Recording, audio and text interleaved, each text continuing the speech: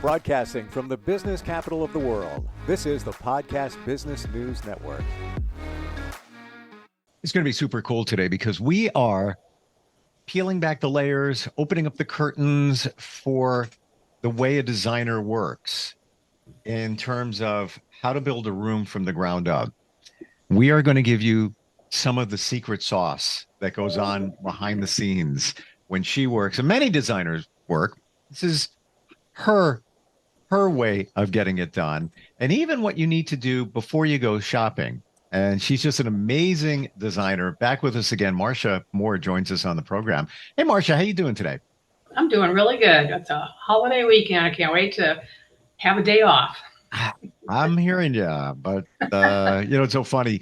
It's a 3-day weekend, and I'll be hanging out with friends and doing stuff. But Memorial Day looks like it's going to rain here, so I've already planned. You know what? I'm going to work. I have a project. It's a project business idea on the side, and I keep putting it off because I don't have time.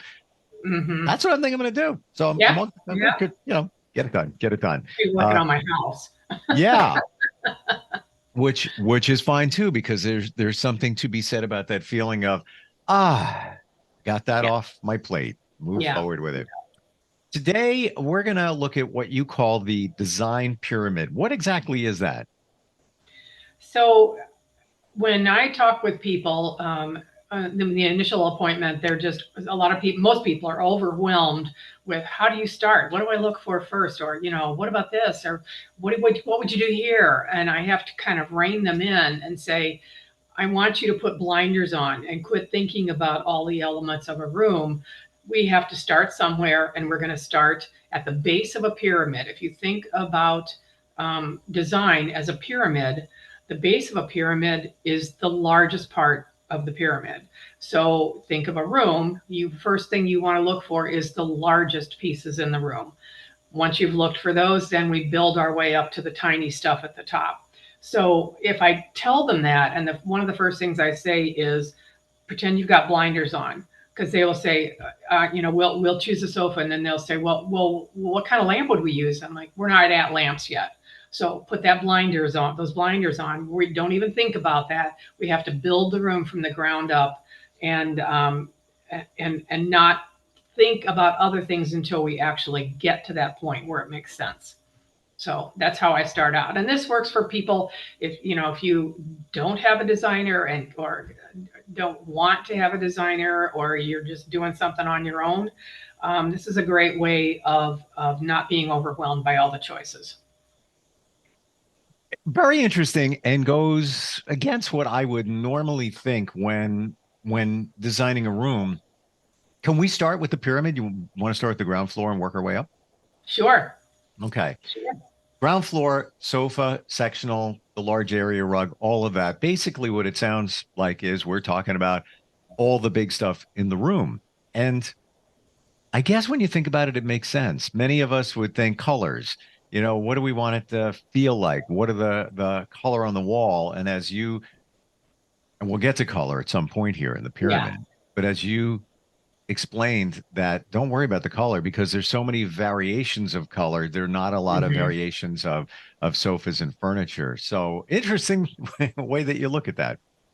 So when I talk about what I've got on the base of the pyramid is a sofa or a sectional or a large area rug. It's not that you're going to do all of those at once. Usually we start with a sectional. Sometimes people will have a big area rug that they want to use. So that's our basis for the whole room. But if they don't have anything in the room that we're keeping, then I always start with the sofas or the sectional. That's the biggest pieces in the room. And so what I tell people before I get there, and this is good for somebody who's not using a designer too, is before you even think about what furniture you want to have in here, is create a Pinterest board so that you can just free associate on Pinterest all the pictures they have, look at living rooms everywhere, and see what you like and what you don't, and start putting things on that board of what you like. And eventually you'll figure out what your design style is and what colors you like and what you want your room to feel like. So that really helps before you go look at furniture and get overwhelmed with all the choices. When we're working on the foundation of the pyramid, the largest part of the pyramid and obviously the Mhm. largest items in the room. How do you approach that in terms of color, in terms of style, patterns, and things like that? So I don't even worry about the fabric for it to begin with.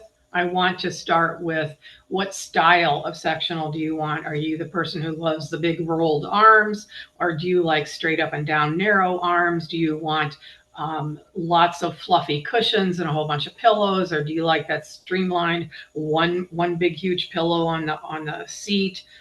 So it's all about, it's more about the style and the different things that you like, or how you want to function in a room. If you're very short, we don't need a really deep sofa. We need a sofa that's doesn't have a really deep seat. So there's all those questions that come to begin with, and then we figure out what kind of look you really want, and then we start from there. Once we've decided on that sofa, then we'll decide on the second part of the pyramid, is the chairs to go with it, or big, huge cabinets if you're going to have like a big, tall etagere kind of piece in your room, all those big pieces. So once I've figured out the chairs that go with it, then I'll start looking at fabrics to go with, to use for those two pieces, and kind of figure out the color scheme then.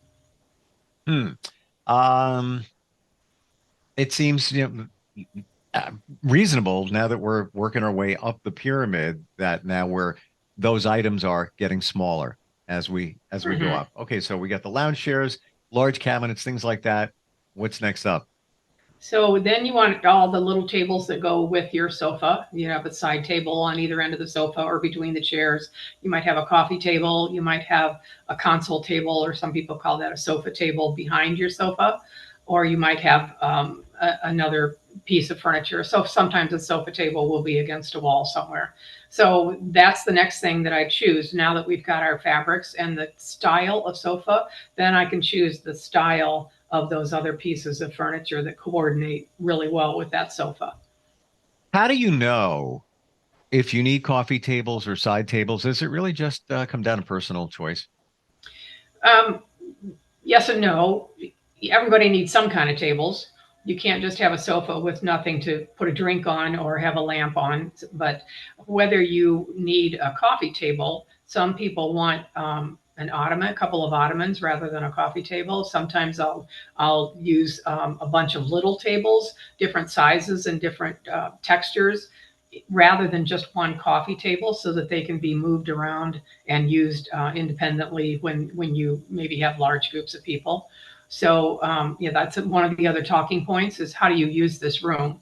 Is this just where you watch TV? Is this where you entertain more formally? Do your kids do homework here? How does this room function on a daily basis? I would assume that if you left something out, you finish the whole room, we're done. You can circle back and say, you know, I want a coffee table. Don't have an ottoman, so that's, you don't have to Hmm. worry about that. Yeah, But certainly for this part of the pyramid, you can jump back into it. right. Okay. Definitely, yeah. Once you've got the big pieces, then the others are a little more fluid. Hmm. If you haven't already chosen an area rug, now that I know what furniture I have, what big pieces I have, then I'll know what size area rug I need. Until I know what those pieces of furniture are, I don't know what size area rug I need. I might know what the maximum size I can use is based on the size of the room, but I want a rug that fits perfect, that the furniture fits perfectly on. So that would be my next decision to make, is what size rug and what's that rug look like. Gotcha. All right. Next up on the pyramid, we are talking about area rugs, but smaller ones. Now that is the big area rug. If you haven't chosen it to begin with, so Oh, an area rug is one of those things that can be fluid in the structure of the pyramid. Some people already have an area rug, so then we work from that to begin with, and it's a huge part of the room. But if you don't have one, then I wait until I've got furniture to choose that area rug. okay. Yeah, because I saw a large area rug with the sofa sectional at the bottom of the Yeah, pyramid. So yeah, we are talking about the same area rug potentially here. correct. Yes, Gotcha. yes. Okay. Window treatments then is next up. Yeah, so window treatments, depending on all the other colors that you've got in your room and how this room functions and who's going to use it. There's a lot of different window treatments. Or do you want shutters? Do you want drapes? Do you just want Roman shades? Or do you want nothing on your windows? It depends on, where you live, how much sun comes in. Do you have dogs that are going to scratch on a nice window treatment, or cats that are going to ruin a drapery? So, part of the discussion. Kids and animals are always part of the discussion. It is so true. And it's funny that you mentioned that, because I've shared that I moved about just coming up on 2 years. And in my daughter's room, she wanted darkening drapes. And a lot of teens just want to block out the light Right, and do their exactly. thing. Uh, I never realized it until I looked in. Not when we don't really go to the window that often because those drapes are there, and I moved them a little bit just to see if it was raining. And to your point, Marcia, the cats got to them. Didn't even know. Didn't Yeah. even know. I know we Cats talked. love to hide behind drapes. Oh, well, I know they occasionally go up there, and I think it's cute. They're looking outside, maybe seeing a bird, great. But Hmm. I didn't realize that when I moved the drapes that they were Yeah. shredded behind them. I'm like, what is this? What is going on here? But it is part of having cats and Yeah. pets, to be Yeah. expected. You're going to have some stuff going on there. So, Hmm. to your Hmm. point, uh, had I thought about that and talked to you, there probably would have been shades or something. But then again, how much can you block out the light with that stuff? Probably not so Yeah. much. Yeah. The room darkening curtains, blackout curtains, are the best way of getting rid of sunlight for a Yeah. bedroom. Yeah. All right, working our way up to the top of the pyramid, the design pyramid. What's next? So next on the list, I have art and wallpaper, which is art, which, wallpaper is really art on your wall. So those kind of things are important because now we have our color scheme thought out. So unless you already have a lot of art you want to use, then that's when I find the art or the wallpaper that coordinates really well with everything else that we're putting in the room. And I Hmm. know what kind of wall space I have left. If we've got any big cabinets that are using up a wall, or we've just got a lot of blank wall space, so I know how much art I need to find for the room. Have you ever been requested to start with the art and Oh work my it up? God, yeah, I've got a great story for that. So I worked with this lady once. They had just moved to St. Louis from, I don't know, Wisconsin or something. And she had a picture of a piece of art that she loved. It was a painting that she loved, and she wanted to use it in her living room.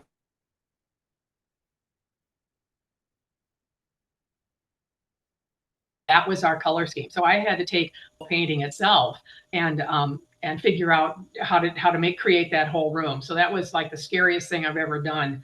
Is eventually that piece of art finally made its way to St. Louis, and it all worked. Wow. The painting, the colors in the painting were good, but yeah, that was really scary. Oof. Do you always have to coordinate the room with the art, um, or you should? mm, no, not necessarily. There are a lot of more traditional homes, and they might have some contemporary art. But I don't care what your art is, it's whatever you love. To me, the colors need to work with the rest of the room. If you've got some bright pink, huge piece of art that you love, and there's a lot of reds in your room, then maybe those aren't going to work. It's not going to work in that room. We put it somewhere else. Oh, I never thought of it. You have usually many rooms. Um, I have a large piece of art, even hard to explain, came from an, previous house. Um, I wouldn't be able to put that in. I could put it in a bedroom, but it might not work, in a smaller Hmm. room. So, Yeah. but it was one of those pieces of art that had different colors, so I had a lot to work with. Yeah. I wasn't limited where, like you said, a lot of red. Now you're kind of pigeonholed into Right. that color scheme. So I had another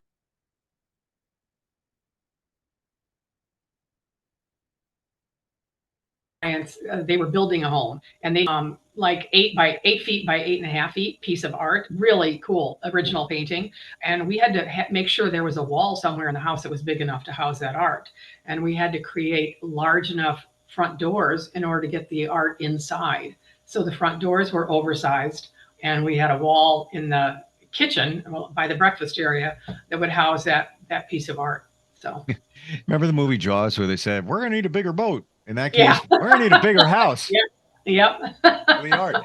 All right, working our way up to the top of the pyramid, we have next, interesting, that I didn't expect to see lighting. You have lighting in there. Yeah, so lighting is lamps on your tables, or if we need to add a chandelier in the room, or if we need to add can lights. Again, the placement of your furniture sometimes dictates what kind of lighting you need. So that's why it's further up and it's a smaller kind of item.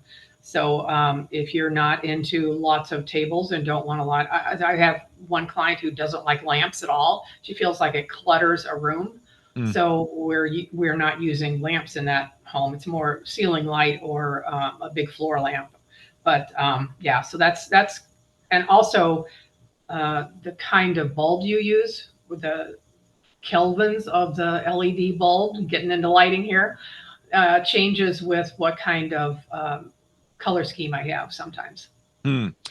I've reversed my lighting affinity from never wanted lamps. You know, when hi-hats became big, every place I went to, they were there. I was like, yeah, I got hi-hats. It's great. It's great. It's Mhm. great. It's all it's light, Mhm. all it's light. And I love a lot of light. However, now I'm seeing it in a different way that it's got a cold feel to it. And when you put that table lamp, it just warms things up. I know Yeah, it's clutter, but it does make a difference. It yeah, does it make a makes a difference. huge difference. And Mhm. if you older we get, the harder it is to read without lighting, good lighting. Yeah. So having that reading lamp is important too, or a sconce next to your bed to read by. Well, you know, and absolutely, the sconce is one of those things you got to plan on if you don't want to see the wire. Correct. Yeah. Yeah. Definitely. A Yeah. little bit of work there. Yeah. Next up, interesting. I never thought of this, and this is why you do what you do, accessories. Yeah. So that's the final part of a room is all those little pieces that you put around that make it feel like it's homey and finished. If you've got bare tables, that's not going to look good. If you don't have a few nice, interesting pillows on your sofa, it's going to look pretty bare. So all of those little accessories are the final thing that I choose for a room. Hmm. Can you give us in just a moment different accessories? What comes under that category? Things that maybe we're not thinking of? So any kind of like magazines on a coffee table or candlesticks and candles on them, a piece of sculpture, Okay. family photos, books Gotcha. all of those things that just sit around in a room. Gotcha. No, And next up, we have at the very top of the pyramid, we're having a little bit of a yeah, internet you're kind issue. of breaking out. Yeah, Yeah. Uh, paint at the very top. paint. Yeah. Now, paint could come before accessories. That's kind of like you don't have to have your accessories before you choose paint. But paint comes last because there are millions of paint colors. I can find a paint color that's going to go with anything else that I've chosen to put in this room. But if I start with paint and then try and coordinate everything else to that paint color you love, it won't work. It just won't work. So paint Hmm. is last. It's one of the first things you put in a room, but it's one of the last things I choose because then I get the everything coordinates and works well together when I choose the paint last. Now that we've got to the top of the design pyramid, and this is all about building a room from the ground up, shopping. Now we mentioned a few things there before, putting the blinders on. I want to go back to that for a second. When you say Okay. that, how do you mean, the blinders when you're looking at the room? So when you're going to go shopping, you have to have some kind of a plan. Otherwise, you go into a big, huge furniture store and you're just overwhelmed with everything that's there and you can't make a decision or you make the wrong ones. So what I want somebody to do before they ever start shopping is to create a floor plan so that they realize how big their room is and they know that they are only going to be able to fit a 105-inch sofa. Their 110 won't fit the room. So they've got some idea of sizing. And then the second thing is, as we talked about, is research styles and looks on Pinterest so that you you're not just going in blind to a store and looking at everything. You have an idea of what you like. And the third thing is your color scheme. If you go into it knowing I hate blue, I'm not going to put blue in this room, or I love blue, so I'm going to go look for blue stuff. So then the fourth thing is the blinders, because when I've been with clients at a store, I will say, okay, we're going to go look at sofas, and they go, oh wow, that's a cool lamp, and oh, I love that ottoman, oh my god, look at that wallpaper.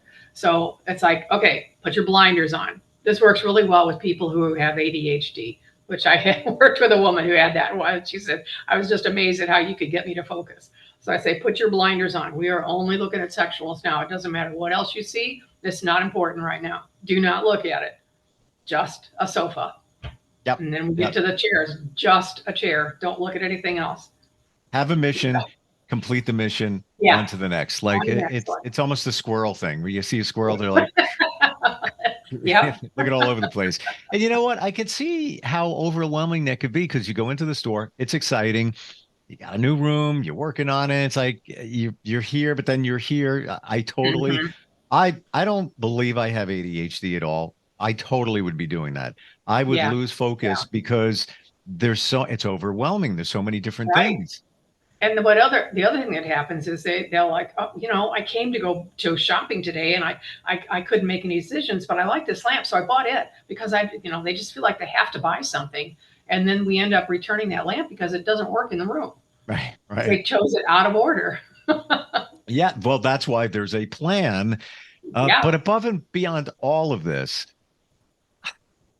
it doesn't mean when somebody works with the design pyramid, or they have all these tips on what to do before you go shopping, it doesn't mean that we all have that designability in us to know what goes with what variables we have. I like to think I have a little bit of an eye for color, but when you start introducing patterns and things, I get overwhelmed. I'm like, I think that goes, but I'm not really sure. Then I turn into the squirrel at that point, because now I'm second guessing myself, and now I'm all over the place, which is why you need to hire a designer and not even worry about that stuff. You're walking into the store with the design pyramid in mind, thousands of dollars that we're looking at here when you add up the sofa, the sectional, the lounge chairs, the tables, the area rug, the art, the accessories, the paint, paint alone. Oh my gosh, what paint costs nowadays. You want to be prepared, and there's a lot going on here. So highly suggested that you do it right, unless you think you can do it alone, or you think you have some design ability and it's worked for you in the past. I've said to you many times before, should have hired you along the way. And when I'm in between houses right now, you'll get a call from me when I put the bid on where I'm going. Gotcha. It's just, I'll be there. I'll come to you for that one. Yes, and where I am there, it's a challenge. There's not a lot of inventory, and it's just got to hit it at the right moment. How do we find you? Marcia? MarciaMooreDesign.com, spelled MarciaMoore. Design is singular, no S on the end of it. .com. Everything's there. It's an exciting time when you decide to redesign a room. It shouldn't be stressful. So take some of these tips and work with Marcia on that. Thank you for being here. This was great. I learned a lot. It's like, thanks for sharing the secret sauce with us. It's so cool. Sure. All right. We'll catch up next time. Okay. Thanks. Bye. We'll be right back. Are you looking for even more of the podcasts and hosts that you love? The Podcast Business News Network is proud to announce that you now have even more ways to listen live. Check out the MyTuner Radio, online radio box, and Simple Radio apps on iOS and Android, or find us online. Search for Business News Network on mytuner-radio.com, or search Podcast Business News Network on streama.com and onlineradiobox.com/US. Take your podcast on the go and don't miss a minute of the action.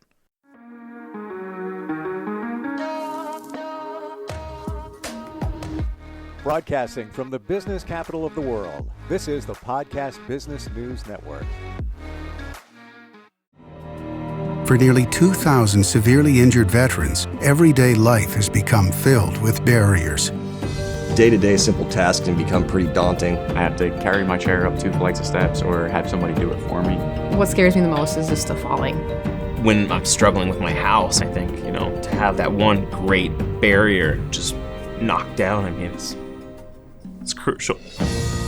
Home for Our Troops is a wonderful nonprofit that builds a mortgage-free, fully adaptive, handicap-accessible house. And there's no catch. It'll be our very first home that we've ever owned. This is a game changer. This is where your life begins again. We need you to join us in completing this important mission. Please visit hfotusa.org and help build homes and rebuild lives. Because of you, everything's going to be okay.